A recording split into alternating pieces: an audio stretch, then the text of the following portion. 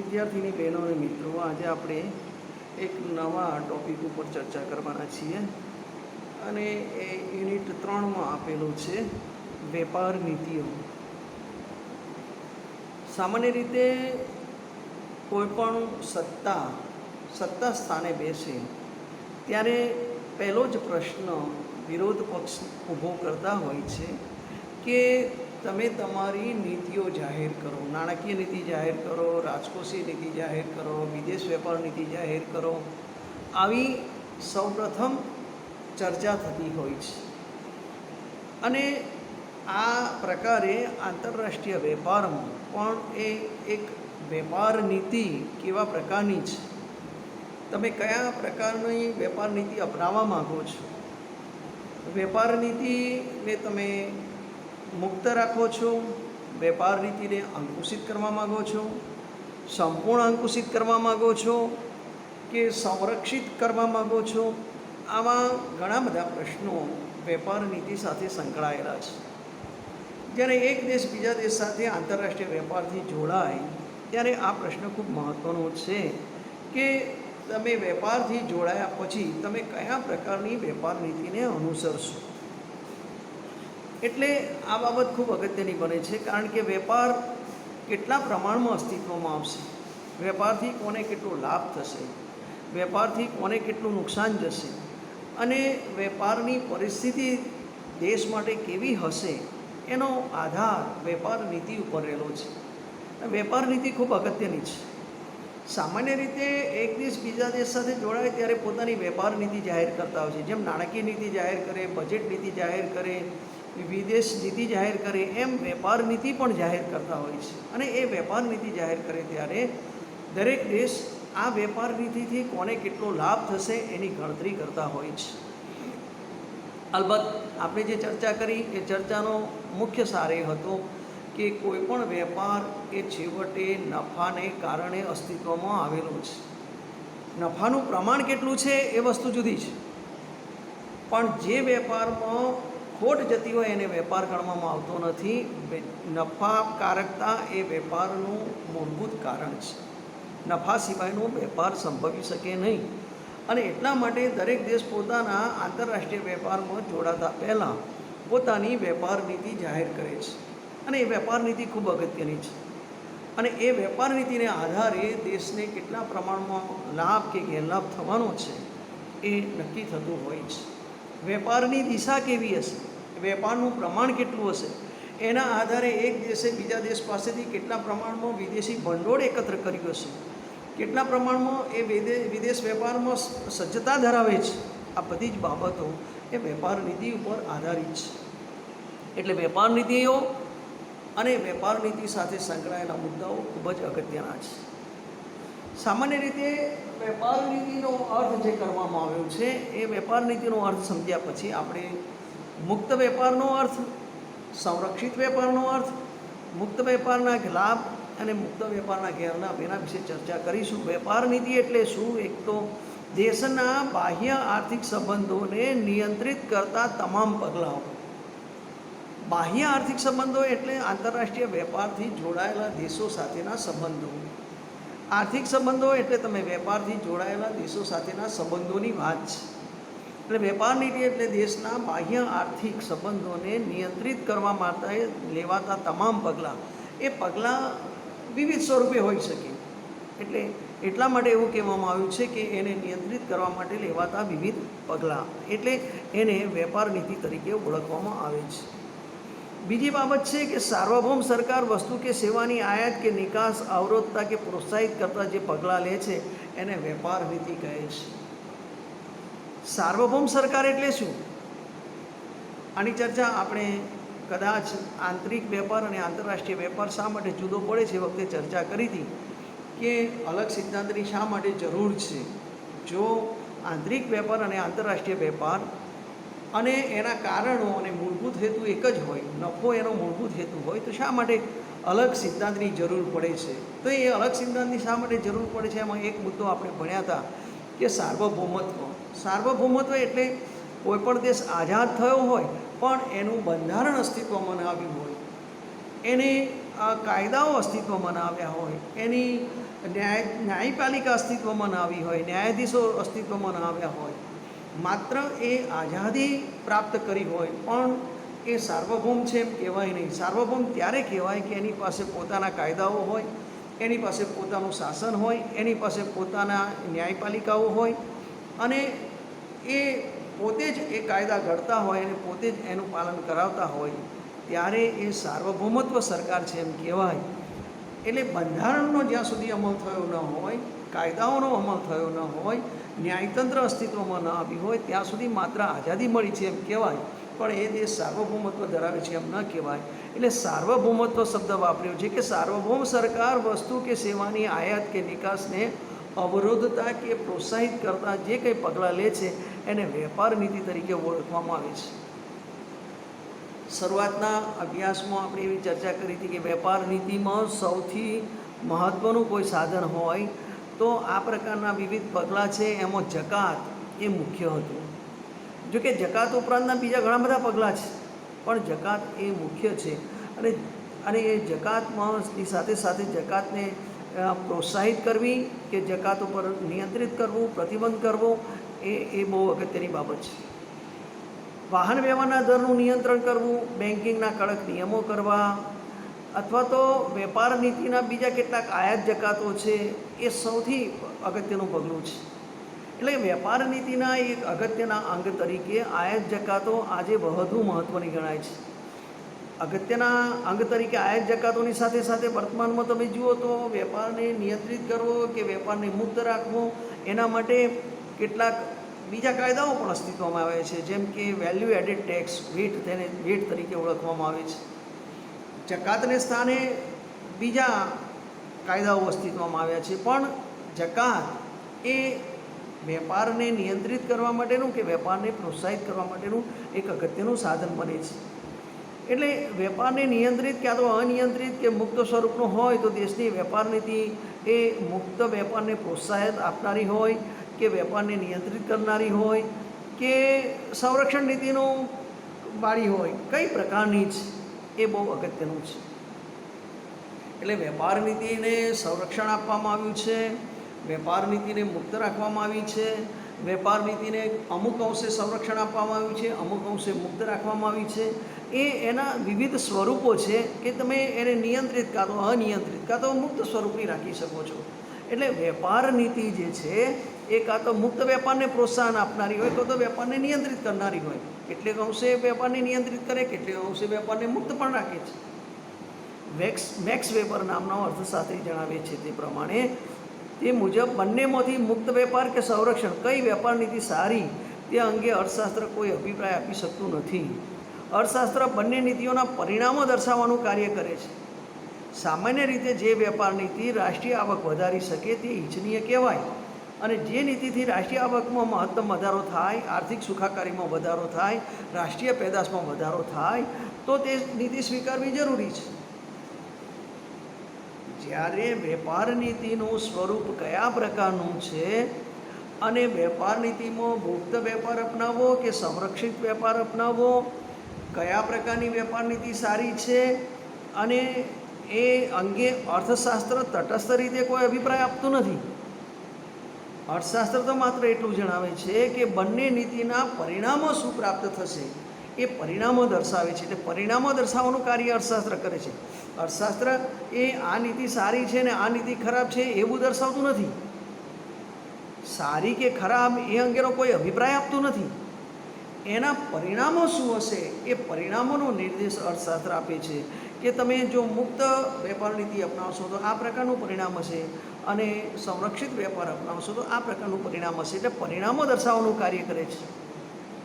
તેમ છતાં max weber નામનો અર્થશાસ્ત્રી એમ કહે છે કે જો વેપારથી, જે વેપારની નીતિથી, વેપાર નીતિ કઈ છે, મુક્ત છે કે સંરક્ષિત, એ વસ્તુ અલગ છે.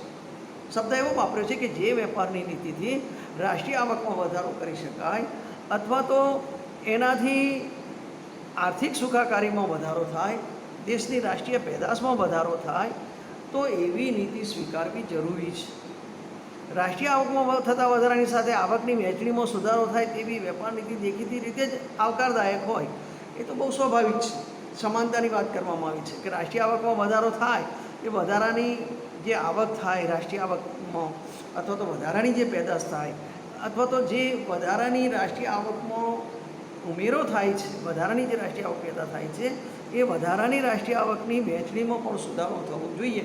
એટલે સમાનતાની વાત કરી છે કે માત્ર રાષ્ટ્રીય આવકમાં વધારો થાય અને રાષ્ટ્રીય આવક માત્ર અમુક જ માણસો લઈ જાય અને અમુક જ વ્યક્તિઓને એનો ફાયદો મળે એ ઈચ્છનીય નથી. પણ એ જે વેપાર નીતિ છે એ વેપાર નીતિ પણ એનું નિદર્શન કરે છે, એનું પરિણામ આપે છે કે આ પ્રકારની વેપાર નીતિથી તમે એ જે રાષ્ટ્રીય આવકમાં વધારો થશે એ એની આવકની વહેંચણીમાં પણ સુધારો કરી આપશે. એટલે કે અસમાનતાનો પ્રશ્ન રહેશે નહીં. એ જે તે વેપાર નીતિ એનો નિર્દેશ કરી આપે છે. એટલે ક્યારેક અર્થશાસ્ત્રીઓ આ બાબતમાં કોઈ એક ચોક્કસ સ્થાન ઉપર નથી. અર્થશાસ્ત્ર એના માટે તટસ્થ છે. અર્થશાસ્ત્રીઓ જે અભિપ્રાય આપે છે એ પરિણામો દર્શાવનારું અભિપ્રાય છે. પરિણામો દર્શાવનારું અભિપ્રાય છે. એ નીતિ સારી કે ખરાબ એ અંગેનો પોતાનો અભિપ્રાય આપતા નથી. અને એને કારણે ઘણીવાર કેટલાક અર્થશાસ્ત્રીઓ અથવા તો કેટલાક વિદ્વાનોને મતે એમ કહેવામાં આવે છે કે મુક્ત વેપાર નીતિ સારી, કેટલાક અર્થશાસ્ત્રીઓ એમ કહે છે કે સંરક્ષણ વેપાર નીતિ સારી. અને એના માટે એક વિવાદાસ્પદ ચર્ચાસ્પદ મુદ્દો ઊભો થયો છે કે કઈ નીતિ સારી, મુક્ત વેપાર નીતિ સારી કે સંરક્ષણ વેપાર નીતિ સારી. અલબત્ત મેક્સ વેબર જે સારાંશ રૂપે રજૂ કરે છે એ વસ્તુ અલગ છે અને બહુ જરૂરી છે અને અગત્યની છે. મેક્સ વેબર જે કહે છે કે વેપાર નીતિને કારણે જો રાષ્ટ્રીય આવકમાં વધારો થતો હોય, દેશની પ્રજાની આર્થિક સુખાકારીમાં વધારો થતો હોય, દેશની જીડીપીમાં વધારો થતો હોય, એટલે કે રાષ્ટ્રીય પેદાશમાં વધારો થતો હોય, તો એવી કોઈ પણ વેપાર નીતિ છે એ ઈચ્છનીય છે. પછી એ મુક્ત વેપાર નીતિ હોય કે સંરક્ષણ વેપાર નીતિ હોય, એ મેક્સ વેબર તટસ્થ રીતે જણાવે છે. અને એને કારણે એ જે વેપાર નીતિ છે એ વેપાર નીતિ પણ એ વધારાની જે રાષ્ટ્રીય આવક પેદા થઈ છે એ રાષ્ટ્રીય આવકની વહેંચણીમાં પણ સુધારો કરી આપે છે. એટલે કે અસમાનતાનો પ્રશ્ન અહીંયા ઊભો થતો નથી એવું મેક્સ વેબરનું કહેવું છે. મુક્ત વેપાર અને મુક્ત વેપાર શા માટે, એના માટેની કેટલીક દલીલો કરવામાં આવી છે કે મુક્ત વેપાર આર્થિક દૃષ્ટિએ લાભદાયી છે કે ગેરલાભદાયી છે. લાભદાયી છે તો કયા કારણોથી લાભદાયી છે?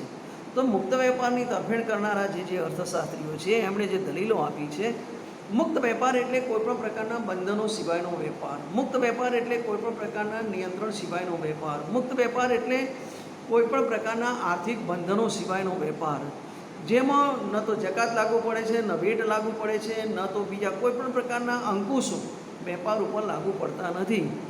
જે વેપાર ઉપર કોઈપણ પ્રકારના અંકુશો લાગુ પડતા નથી, નિયંત્રણો લાગુ પડતા નથી, એને મુક્ત વેપાર તરીકે ઓળખવામાં આવે છે. સામાન્ય રીતે મુક્ત વેપારની તરફેણ કરનારા અર્થશાસ્ત્રીઓ એવું માને છે કે મુક્ત વેપાર આર્થિક દ્રષ્ટિએ લાભદાયી છે, કારણ કે તેનાથી સામાજિક પેદાશ અથવા તો સામાજિક પેદાશ મહત્તમ થાય છે. એટલે કે ઉત્પાદન મહત્તમ થાય છે. આર્થિક સિદ્ધાંતની સામાન્ય અનુમાનો જેવા કે સંપૂર્ણ હરીફાઈ, જકાતનો અભાવ વગેરે બાબતો જે છે એ અનિયંત્રિત વેપારના બધા જ દેશોની વાસ્તવિક આવકમાં વધારો કરે છે. એટલે જે દેશોમાં સંપૂર્ણ હરીફાઈ છે, જ્યાં કોઈ પ્રકારના નિયંત્રણો નથી અને જ્યાં કોઈ પ્રકારની જકાત નથી, જ્યાં કોઈ પ્રકારના વેપારને અંકુશિત કરનારા કોઈ સાધનો અસ્તિત્વમાં નથી, તો એ બધા દેશોની વાસ્તવિક આવકમાં વધારો કરે છે. એટલે ભાવ નિર્ધારણની પ્રક્રિયા જે છે એ ભાવની પ્રક્રિયા જે છે એ વસ્તુ પેદા કરવામાં દેશ સામે જે શ્રેષ્ઠ છે, કારણ કે એ મહત્તમ વસ્તુ પેદા કરી આપે છે અને તે દેશ વિશિષ્ટીકરણ પણ કરે છે અને તેની વસ્તુ પેદા કરી અને તે નિકાસ કરે છે અને એમાં એને જે આવડત છે ઓછી છે અથવા તો જેની ઊંચી ઉત્પાદન ખર્ચ છે એની આયાત કરે છે. એટલે લાભદાયી એટલા માટે ગણવામાં આવે છે કે જે દેશ પાસે જે વસ્તુની વધારે ઉત્પાદન થઈ શકે એમ છે, કારણ કે અહીંયા કોઈ બંધનો નથી, તો અનિયંત્રિત હોવાને કારણે એમની વાસ્તવિક આવકમાં વધારો થાય છે, કારણ કે મહત્તમ ઉત્પાદન પ્રાપ્ત થાય છે. કારણ કે દેશ જે કોઈ વસ્તુના ઉત્પાદનમાં એ સારું ઉત્પાદન કરી શકે તેમ છે, તેમાં જેમાં શ્રેષ્ઠ છે એમાં વિશિષ્ટીકરણ કરે છે અને એ વસ્તુ વધારે પેદા કરે છે, એની નિકાસ કરે છે. અને જે વસ્તુ એને ઊંચા ઉત્પાદન ખર્ચે પોતાના દેશમાં પ્રાપ્ત થઈ શકે એમ છે એનું ઉત્પાદન બંધ કરીને એની આયાત કરે છે. એટલે આંતરરાષ્ટ્રીય શ્રમ વિભાજનના ધોરણે અહીંયા ઉત્પાદન વધારી શકાય છે. એટલે દેશમાં ઉત્પાદનના સાધનો બધા જ પ્રકારના ચીજવસ્તુઓ માટે ઉપલબ્ધ હોતા નથી. ઉત્પાદનના સાધનો અમુક જ ચીજવસ્તુના ઉત્પાદન માટે ઉપલબ્ધ હોય છે, કારણ કે ઉત્પાદનના સાધનો વિશ્વના બધા દેશોમાં સમાન ધોરણે વેચાયેલા નથી. કોઈ એક દેશ પાસે કોઈ એક ચીજવસ્તુના ઉત્પાદનના સાધનો વધારે હોય છે, બીજા દેશ પાસે બીજી ચીજવસ્તુના ઉત્પાદન માટેના સાધનો વધારે હોય છે. એટલે જે સાધનો હોતા નથી અથવા તો જે ઊંચા ખર્ચે ઉત્પાદન થાય એમ છે એની આયાત કરવામાં આવે છે, એનું ઉત્પાદન કરવામાં આવતું નથી. અને આવી વસ્તુઓની આયાત કરવી પડે છે. અને જે વસ્તુ આંતરરાષ્ટ્રીય તુલનાત્મક ખર્ચના સિદ્ધાંતના તારણો સાથે એ મળતી આવે છે. એટલે આ વસ્તુ બહુ અગત્યની છે. આંતરરાષ્ટ્રીય તુલનાત્મક ખર્ચનો સિદ્ધાંત જે આપણે ભણ્યા એના અનુસંધાને એવી દલીલ કરવામાં આવી છે કે જે દેશ પાસે જે વસ્તુ માટેના ઉત્પાદન કરવા માટેના સાધનો વિપુલ હશે તે સાધનોનો ઉપયોગ કરીને તે વસ્તુનું ઉત્પાદન કરશે, એને કારણે ઓછામાં ઓછા ખર્ચે ઉત્પાદન થશે. ઓછામાં ઓછા ખર્ચે ઉત્પાદન થશે એને કારણે એની નિકાસ કરશે. અને જે વસ્તુનું ઉત્પાદન ખર્ચ ઊંચું છે એને કારણે એની આયાત કરશે, એનું ઉત્પાદન બંધ કરશે. એટલે અહીંયા તુલનાત્મક જે ખર્ચનો સિદ્ધાંત છે એ ખર્ચના સિદ્ધાંતના તારણો અહીંયા લાગુ પડે છે, કારણ કે વેપાર મુક્ત છે. વેપારમાં કોઈ નિયંત્રણોનો અહીંયા અભાવ જોવા મળે છે. વેપારમાં કોઈ જકાત કે એવા કોઈ બીજા અન્ય પ્રકારના પણ નિયંત્રણો નથી. એટલે અહીંયા જે ઉત્પાદનના સાધનો છે એ ઉત્પાદનના સાધનોને પણ વિશિષ્ટ લાભ મળે છે. જો દેશની કોઈ વસ્તુ વિદેશી પેદાશ સામે ટકી શકે નહીં તો સાધનો ઉત્પાદનના કોઈ એક અન્ય ક્ષેત્રમાં વધુ વળતર મેળવે અને વધુ વળતર મેળવીને એ બીજા ઉત્પાદનના સાધનોને શ્રમના આધારે કયું છે જે સાધન ગતિશીલ છે, જે સાધન ગતિશીલ નથી, જે સાધન ગતિશીલ છે તે વધારે વેતન મેળવી શકે છે, જે સાધન ગતિશીલ નથી એ ઓછું વેતન મેળવે છે. એટલે સાધનોની ગતિશીલતા, અગતિશીલતા, સાધનોને મળતું વળતર, આ બધી બાબતો મુક્ત વેપારને કારણે શૂન્ય બની જાય છે. કારણ કે અહીંયા કોઈ પણ પ્રકારના નિયંત્રણો નથી, કોઈ પણ પ્રકારના બંધનો નથી. એટલે મુક્ત વેપારની દલીલ જે છે એ દલીલ મહત્તમ સામાજિક પેદાશ, મહત્તમ સામાજિક ઉત્પાદન કરી આપનારી છે અને એને કારણે દેશ વધારે સમૃદ્ધ બને એમ છે. બીજી મુક્ત વેપારનો લાભ અથવા તો મુક્ત વેપારની દલીલોમાં એમ કહેવામાં આવ્યું છે કે સસ્તી આયાતો. મુક્ત આયાતોથી આયાત થતી વસ્તુના ભાવ ઘટે છે અને મુક્ત વેપારની તરફેણમાં આ ઘણી જ આકર્ષક દલીલ છે. જેટલે અંશે આયાત થતી વસ્તુના ભાવમાં ઘટાડો થાય તેટલે અંશે દેશને ફાયદો થાય. અને આ દલીલ એવી છે કે ખાસ કરીને ગ્રાહકને આમાં ખૂબ પ્રચાર અર્થે, ખૂબ વપરાશ અર્થે ઉપયોગી નીવડે છે. એટલે દરેક દેશના ગ્રાહકોને સસ્તા ભાવે વસ્તુ મળે એ હકીકત સ્વાભાવિક રીતે જ કોઈ પણ ગ્રાહકને આકર્ષે છે. પણ એ સસ્તી આયાતો ક્યારે મળે કે મુક્ત વેપાર હોય, એના ઉપર કોઈ પણ પ્રકારના નિયંત્રણો ન હોય, તો જે વસ્તુ ઓછામાં ઓછા ખર્ચે ઉત્પન્ન થઈ શકે એમ છે એવી વસ્તુ એ ઓછી કિંમતે પ્રાપ્ત થાય છે. અને ઓછી કિંમતે પ્રાપ્ત થવાને કારણે એ ગ્રાહકોને સસ્તા ભાવે એ વસ્તુ મળે છે. એ સ્વાભાવિક રીતે તેને એ વસ્તુ ખરીદવા માટે આકર્ષણ પૂરું પાડે છે. એટલે સસ્તી આયાતો બને છે કારણ કે અહીંયા વેપાર મુક્ત છે. ત્રીજી બાબત છે ઇજારાનો અભાવ જોવા મળે છે. અહીંયા મુક્ત આયાતો અને મુક્ત નિકાસો છે એટલે દેશમાં પૂર્ણ હરીફાઈનું વાતાવરણ છે. ઇજારાનું સર્જન અહીંયા થઈ શકતું જ નથી, કારણ કે પૂર્ણ હરીફાઈ છે. જ્યાં પૂર્ણ હરીફાઈ હોય ત્યાં ઇજારાનું અસ્તિત્વ ટકી શકે જ નહીં. પૂર્ણ હરીફાઈ અને ઇજારો બંને એકી સાથે ટકી શકે નહીં. પૂર્ણ હરીફાઈ હોય એટલે ઇજારાનું સર્જન આપમેળે અટકી જાય. પૂર્ણ હરીફાઈ હોય તો જ ઇષ્ટ કદની પેઢી બને. ઇષ્ટ કદની પેઢી બને એટલે મહત્તમ ઉત્પાદનના લાભ અર્થકારને મળે. મહત્તમ ઉત્પાદનના લાભ મળે એટલે પૂર્ણ હરીફાઈને લીધે ઉત્પાદનના સાધનો વધુ કાર્યક્ષમ બને. અને ઉત્પાદનના સાધનો વધુ કાર્યક્ષમ બને એટલે ઉત્પાદન પદ્ધતિ છે એ ઉત્પાદન પદ્ધતિ વધુ કાર્યક્ષમ બને. ઉત્પાદન પદ્ધતિ વધુ કાર્યક્ષમ બને એ આ સૌથી અગત્યની બાબત મુક્ત વેપારને આભારી છે.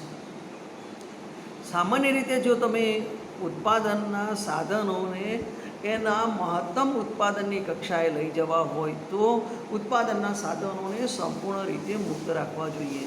મુક્ત સાધનો, મુક્ત વેપાર, કોઈપણ પ્રકારના નિયંત્રણો નથી અને એને કારણે અહીંયા ઇજારાનો અભાવ જોવા મળે છે. કારણ કે પૂર્ણ હરીફાઈ છે અને પૂર્ણ હરીફાઈનું વાતાવરણ એ મહત્તમ ઉત્પાદનનો લાભ કરી આપે છે. મહત્તમ ઉત્પાદનનો લાભ પૂર્ણ હરીફાઈને લીધે છે તો મહત્તમ ઉત્પાદન, સાધનોની વધુ કાર્યક્ષમતા, સાધનોની મેક્સિમમ એફિશિયન્સી અહીંયા સિદ્ધ કરી આપે છે. એટલે ઉત્પાદન પદ્ધતિ પણ વધુ કાર્યક્ષમ બને છે. ઉત્પાદન પદ્ધતિ કાર્યક્ષમ બને છે, ઉત્પાદનના સાધનો મહત્તમ કાર્યક્ષમ બને છે, અર્થકારણ પૂર્ણ હરીફાઈમાં અસ્તિત્વમાં છે, એટલે કોઈ પણ પ્રકારના બંધનો નથી, એટલે ઇજારાનું અસ્તિત્વ આવતું નથી, ઇજારો ટકી શકતો નથી. એટલે આંતરરાષ્ટ્રીય વેપારમાં આ જે ઇજારાઓ છે એ ઇજારા ન ઉદ્ભવે અને માત્ર ઉત્પાદન છે એ ઉત્પાદન ઉપર ધ્યાન આપવામાં આવે, ઉત્પાદન પદ્ધતિ વધુ કાર્યક્ષમ બને એ બાબત ઉપર ધ્યાન આપવામાં આવે તો એને કારણે અહીંયા સૌથી વધારે મુક્ત વેપારથી લાભ થઈ શકે એમ છે. વાહન વ્યવહારના ખર્ચનો લાભ આપણે જેટલી આંતરરાષ્ટ્રીય વેપારમાં વિચાર કરતા હતા એ જકાતના લાભ જેટલો જ હોય છે. વાહન વ્યવહારનો ખર્ચનો લાભ જકાતના લાભ જેવો જ હોય છે. ઊંચો વાહન વ્યવહાર ખર્ચને કારણે વસ્તુઓ મોકલી શકાય તેવી ધંધાઓની શાખાઓમાં ઓછા ખર્ચે વધુ ઉત્પાદન કરી શકાય અને જે એકમોમાં લાભ વિશાળ વિસ્તારવાળા બજારમાં વધતા જતા ખર્ચને કે વેચાણ ખર્ચને લાગુ પડતો હોય તો એવા કિસ્સાઓમાં ભાવ વસ્તુનું વેચાણ વધારે થાય. હવે દરેક બજારમાં આવું બનતું હોતું નથી, એ માત્ર પૂર્ણ હરીફાઈવાળા બજારમાં બને. પરંતુ એકબીજા સાથે જો ઇજારાના વિસ્તારો જોવા મળે અથવા તો જ્યાં વિસ્તારમાં ઇજારા કિંમત હોય અને પૂર્ણ હરીફાઈની ગેરહાજરી હોય ત્યાં સ્પર્ધાત્મક ભાવ જોવા મળશે નહીં. પૂર્ણ હરીફાઈને કારણે સ્પર્ધાત્મક ભાવનું અસ્તિત્વ જળવાઈ રહે છે. સ્પર્ધાત્મક ભાવ એ ચીજવસ્તુના કિંમતમાં ઘટાડો લાવે છે, ઓછામાં ઓછી કિંમતે ચીજવસ્તુનું ઉત્પાદન થાય છે અને એને કારણે જે વાહન વ્યવહારનો ખર્ચનો લાભ છે એ જકાતના લાભ જેવો જ સિદ્ધ થાય છે. એટલે વર્તમાન બુદ્ધિગમ્ય ઉત્પાદન વ્યવસ્થામાં સમતુલા જોખમાય નહીં અને ઉત્પાદન વ્યવસ્થામાં સમતુલા જોખમાયા સિવાય અર્થતંત્રને ઉત્પાદનની મહત્તમ કક્ષાએ લઈ જવા માટે મુક્ત વેપાર જરૂરી છે એવી એક દલીલ કરવામાં આવી છે. અલબત્ત ઇજારાનો અભાવ અને પૂર્ણ હરીફાઈ બંને બાબતો સુસંગત નથી, અસંગતતા બતાવે છે. પૂર્ણ હરીફાઈ અને ઇજારો એ બંને સુસંગત નથી, અસંગતતા બતાવે છે. પૂર્ણ હરીફાઈને કારણે જ ઇજારાનો અભાવ જોવા મળે છે. ઉત્પાદન પદ્ધતિ મહત્તમ કક્ષાએ કામ કરતી જોવા મળે છે. ઉત્પાદનના સાધનો પોતાની મહત્તમ કાર્યક્ષમતાનો ઉપયોગ કરી શકે છે. એટલે અહીંયા મુક્ત વેપારમાં અહીંયા ઇજારાનો અભાવ જોવા મળે છે અને એ ઇજારાનો અભાવ એ અહીંયા મુક્ત વેપાર માટેનું એક મહત્ત્વનું પાસું બને છે. સૌથી અગત્યની બાબત છે મહત્તમ કલ્યાણ. સામાન્ય રીતે વર્તમાન સરકારો હવે પોલીસ રાજ્યો મટીને કલ્યાણ રાજ્યો બન્યા છે. હવે માત્ર દેશના શાસનકર્તાઓએ એ દેશનું સંરક્ષણ પૂરું પાડવાનું, આંતરિક સંરક્ષણ અને બાહ્ય સંરક્ષણ, એ સિવાય દેશની પ્રજાના કલ્યાણમાં વધારો થાય, દેશની પ્રજાની આર્થિક સુખાકારીમાં વધારો થાય, દેશની પ્રજાની વધુમાં વધુ જરૂરિયાતો સંતોષાય એ બાબતમાં હવેથી વધારે ભૂમિકા ભજવે છે. અને એટલા માટે દેશની પ્રજાનું મહત્તમ કલ્યાણ એ મુક્ત વેપારની હિમાયતને આભારી છે. એડમ સ્મિથે રાષ્ટ્રોની સંપત્તિ, જેને એડમ સ્મિથને અર્થશાસ્ત્રનો પિતા કહેવામાં આવે છે, એમણે એડમ સ્મિથે રાષ્ટ્રોની સંપત્તિના પુસ્તકમાં આ વાત કરી છે કે વ્યક્તિની અંગત સ્વાર્થની પ્રવૃત્તિઓથી બધાનું કલ્યાણ થાય છે અને સતત સરકારી નિયંત્રણો એ બિનજરૂરી છે તેવી એડમ સ્મિથની માન્યતા છે. દરેક વ્યક્તિ પોતાના સ્વાર્થની પ્રવૃત્તિને કારણે અથવા તો પોતાના ભલા માટે અથવા તો પોતાના કલ્યાણ માટે અથવા પોતાની જરૂરિયાતો સંતોષવા માટે એ પ્રવૃત્તિથી પોતાનું કલ્યાણ કરે છે. જ્યારે જે નિયંત્રિત છે, સરકારી નિયંત્રણો છે, એ બિનજરૂરી બને છે. કારણ કે એને કારણે એ વ્યક્તિ પોતાના ધંધામાં સંપૂર્ણ યોગદાન આપી શકતો નથી. એને સંપૂર્ણ સ્વાતંત્ર્ય આપવું જોઈએ અને સંપૂર્ણ સ્વાતંત્ર્ય આપવું હોય તો મુક્ત વેપારની નીતિ લોકપ્રિય થઈ શકે છે. જો વ્યક્તિને વેપાર નીતિમાં મુક્તપણે સ્વાતંત્ર્ય આપવામાં આવે તે મુક્તપણે આપેલું સ્વાતંત્ર્ય એ વેપાર નીતિ માટે ખૂબ ઉપયોગી બને છે, લોકપ્રિય બને છે. એટલે એડમ સ્મિથ પણ એવું માને છે કે વેપાર એ મુક્ત વેપાર હોવો જોઈએ, કારણ કે છેવટે તો વેપાર નીતિનો એક આશય દેશની પ્રજાના કલ્યાણમાં વધારો કરવાનો છે. દેશની પ્રજાના કલ્યાણમાં વધારો એટલે આર્થિક સુખાકારીમાં વધારો, દેશની પ્રજાની જરૂરિયાતો સંતોષવાની બાબત છે. અને એ ત્યારે સિદ્ધ થઈ શકે કે મુક્ત વેપાર અસ્તિત્વમાં હોય તો. એટલે આટલી દલીલ કરવામાં આવી છે. મુક્ત વેપારના લાભ વિશેની વાત કરવામાં આવી છે કે મુક્ત વેપાર એ શા માટે જરૂરી છે, મુક્ત વેપારથી કયા પ્રકારના લાભ થઈ શકે એમ છે, એની વાત કરવામાં આવી છે. હાલ આપણે અહીંયા મુક્ત વેપારના લાભ સુધી ચર્ચા કરી. હવે પછીની ચર્ચામાં આપણે મુક્ત વેપારના ગેરલાભ વિશે ચર્ચા કરીશું. અને મુક્ત વેપારની વિરુદ્ધની દલીલો પણ કેટલીક છે, એ મુક્ત વેપારના ગેરલાભ દર્શાવે છે, એની ચર્ચા હવે પછી શરૂ કરીશું. અત્યારે આપણે મુક્ત વેપારના લાભ સુધી ચર્ચા પૂરી કરીએ છીએ.